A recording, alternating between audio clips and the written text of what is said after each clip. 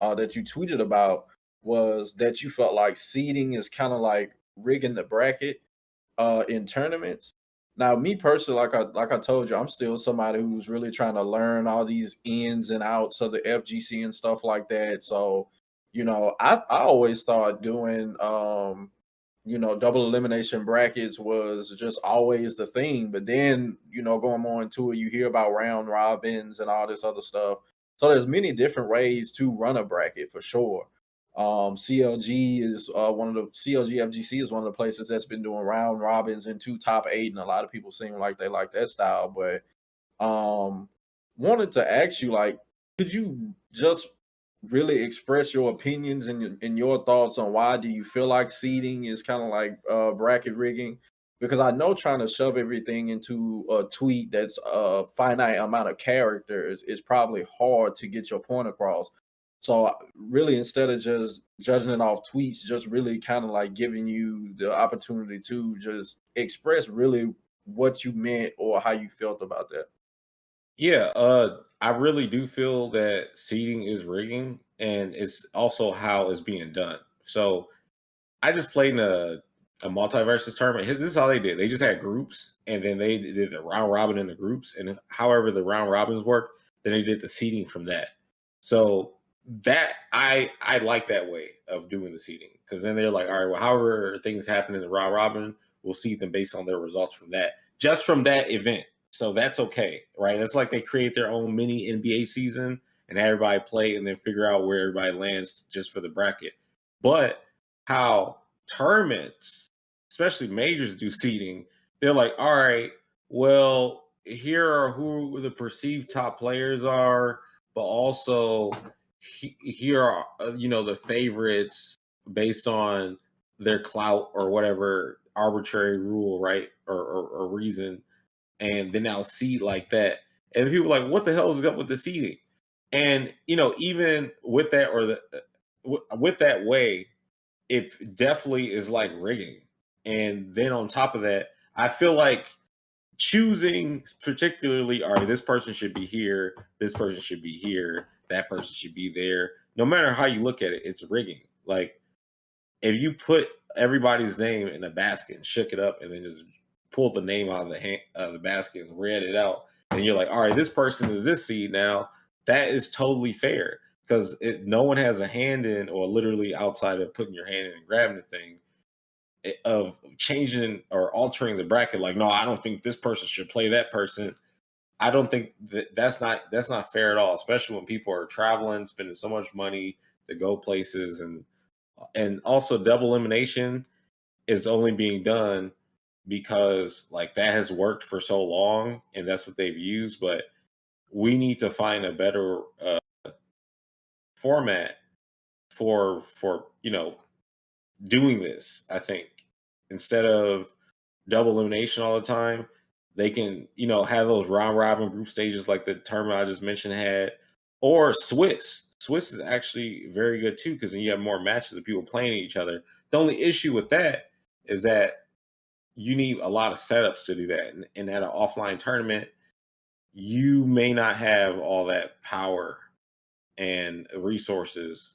So it's best to do that kind of event online where everyone has their own setup and you don't have to worry about that kind of a logistic. But for offline, like going back to the seating part, dude, like my brain tells me that if you are handpicking, I'm moving this name right here, I'm moving this name, that's it. I'm sorry, it's rigging. You can have the best interests, period. It's rigging.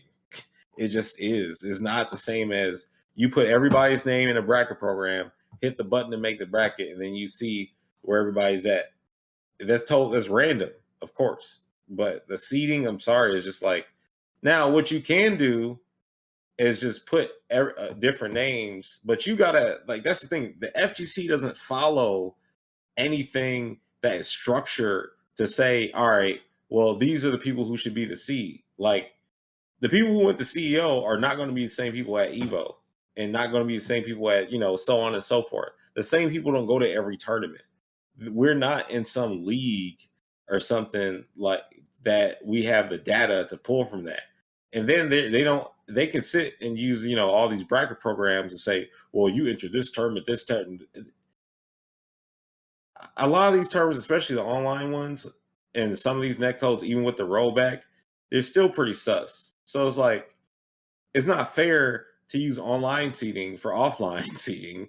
And then, offline seating is like, well, what do you do when the game's update change and then the person who won the tournament character ain't as good no more, and then they're losing? Do they still get number one seed? The CEO 2021 get number one seed as CEO 2022, and the game's brand new? I mean, totally different. Like, it's a lot of tape you got to cut through if you want to do this the right way in a fair sense. But they just be trying to pick whoever, like, all right, we'll see this person and see that because, they're known or whatever, instead of really doing it based off of the past results. And then I guess scaling it, because how they'll do like Michael Jordan and Kobe Bryant's point scale based on this era in comparison to last era, like basically hand check versus no hand check. So until like there's a structure, like, okay, game battles used to have a ladder system where the after a tournament, the players will end up in different spots. So like Sephiroth Ken will always be number one, and then like there'll be players under him.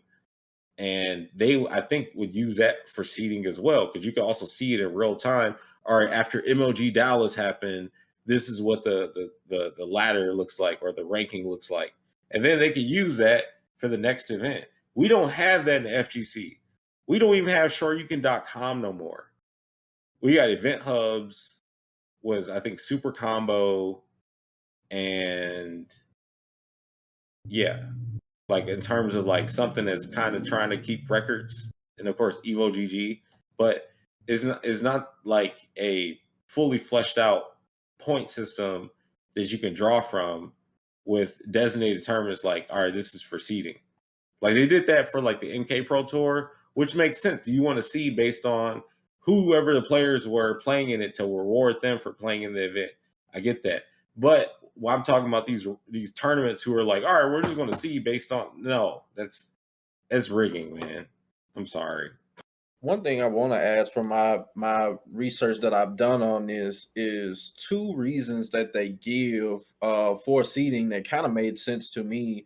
Was one, if you throw a major and people are traveling for this and stuff and they're willing to play, you don't want to go to a major to where you're gonna play like it's the beginning of the bracket, and then next thing you know, I'm playing people in my region already, or I'm playing somebody that I've already played a lot before. So it's like, hey, I don't want to come all the way to Evo, and let's just say I'm playing my friend who I play all the time first. One of us is gonna have to lose and send the other one to the bracket. So they feel like that's unfair. And another reason is they feel like you have to see because it actually helps. They feel like it's the best for business. Like if we can kind of make sure that we don't, let's just say, have the top guns and stuff battling out in pools at first. You want to make sure that the best matches are probably left towards like the final top 16 or top 8 and stuff like that. So to those two reasons, like, do you feel like those are good reasons to keep going with seeding, or what are your thoughts on that? All right. Well, the seeding for the first part, or the reason for the first part, it's not hard to separate by regions. People just sign up and be like, well, I'm from this state or this country. Okay, make sure they're separated and don't are in each other's paths till later. Now, the second reason, dude, that just reinforces that seeding is rigging, because they're like, well, we want to make sure these people don't have to play until, now the other one is like, okay, if I play with you every day and you're my best bud and we live in fucking Toledo, Ohio, we play every day and then we go to the tournament, we have to play in bracket, that's fucking bullshit. You know what I'm saying? So that should never happen. I'm always against that. Like, that's why I said, like, randomize then seed by, or like randomize and separate by region.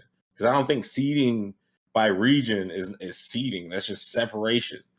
Like, and for the second one, or the second reason, if the best players are the best players, they're going to play each other no matter what. So if you get Daigo versus Justin in the first round of the tournament, okay, well, you probably about to get Daigo versus Justin in the grand finals of the tournament. If there, that's the argument to counter that. You're still going to have the best players playing against one another. But yeah, you don't want to have somebody get outed early on and stuff. That's the nature of the tournament. I don't think people remember or realize, or they have selective memory. And I'm not talking about for like people who are newer like you, but people who have been in the scene for a while and have something to say. Dude, Evo's notorious for having like death brackets and stuff and just saying, well, GG's, you better play in every game. In every game, notorious for that, for doing that. So they have already practiced randomized brackets. It's already been going on. Especially if you don't even know who the people in the game is. Like, what are you going to do? Or there's no established like top players or nothing. There's people who can say, "Oh, I'm the best this, I'm the best that." There's no established top players for like newer games. So how are you going to see based on what? Clout, viewership, followers? Like those should be reasons for that, in my opinion. Yeah, if you want to have the best best production viewership for your event, do what you got to do, man. Put up the money and stuff, but I don't think you should be altering the brackets to make sure you get the best show. Let it happen organically, because then you might get a nice underdog story or something like that.